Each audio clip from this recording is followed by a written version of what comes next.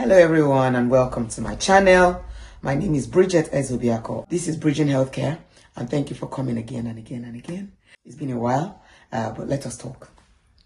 So today I want to talk about the new white paper. There's so many information flying around. Oh, after July 22nd, what next for healthcare professionals? I want you to know that the healthcare profession is huge and beautiful, and a robot cannot do our work, right? So it cannot be transcribed. Most of the work that we do as healthcare professional and carers, it cannot be transcribed by AI or done by AI. So be rest assured, you've got your job. But a lot of people are asking a lot of questions. There are so many writes up on this Gov website, and I'm just going to be talking one thing at a time just to make it simple and easy. So the question I want to answer now is, these new rules, what does it mean for people that are displaced or people that have lost their job as a healthcare professional, or they've lost their sponsorship from where they work?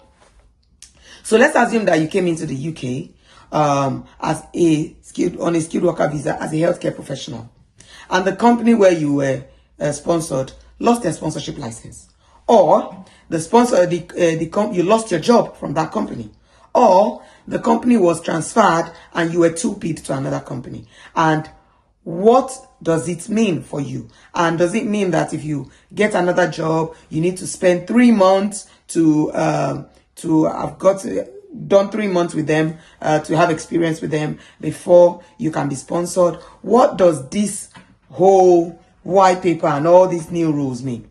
Anyway, let me break it down simply. It means that if you were displaced, that is, you came into the country on a skilled worker visa as a care worker, and there's no hours in your company, or they lost their sponsorship, and you have not had a job, but you are a skilled worker, you have worked a bit, but you didn't have enough, you don't have a job now because of these circumstances.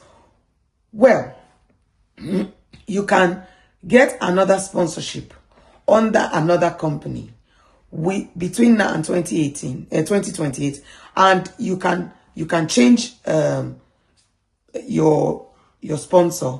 You can get a job in another company. You can switch. You can extend your visa. So go look for another job. And with that company, you do not actually need to have done 3 months with them, because you already have experience. The purpose of the 3 months is for you to build experience. Now, let's assume that you are a student and you are on a post-work study visa, or you are just graduating and you want to switch into the health and social care space. You need 3 months experience. So you will need to be on a 20-hour position with the company that hopes to sponsor you, and you would have built experience and done training and be qualified to be sponsored by the company.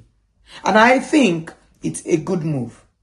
So there's no reason to. So if you lost your job somewhere, but you've worked as a healthcare professional, and you have your antecedents, you have your proof, you have your references, you can as well get another sponsorship, and you do not need that 3 months to work with somebody. Now, what is my advice for those of us that are students? You see, I've had a lot of people say, oh, care, I can't do care. I'm studying project management. I'm doing this. Yes, I know. Thank you. I'm a healthcare professional and I'm proud of my job. And I know that there's a lot that comes with our job, and it's amazing and it's beautiful, and the garden is green for us. Please get a part-time job in a care company. Get the experience. See if it's something you like while you're a student. At least you can work 20 hours. So that by the time you are done with school, you have choices to make. But for those of us that are healthcare professionals, and you are thinking of upskilling and becoming better, because if you want to grow, if you want to switch to a better role, you don't want to be doing just the basic care, you need to upskill. And that is where training comes. And I've done a lot of that in my previous video, but I'll do that in another video. But you can upskill so that you can have a better employment ahead of you, and you can still be sponsored on a high. Don't tell me that sponsorships are scarce. They are not. They are available, but they are only available to the skilled and to the prepared. So I hope that this answered your question. What did I say in this video? If you were already sponsored somewhere and for any circumstance, lost of license, company was transferred, you lost your sponsorship or you do not have hours, but you have experience because you were sponsored as a skilled worker, you can't still get another sponsorship as a skilled worker in this country without having to do the 3 months. But it is when you do not have experience or you are switching from another aspect of that is not care, then how can you prove that you have worked in care? So please, let's not get it mixed up. And I think it's a move in the right direction, because we don't want care workers who shadow box, who don't know their left from the right. So I hope that this video has been able to give you a bit of a guide and shown you what this white paper means. And I think is a step in the right direction.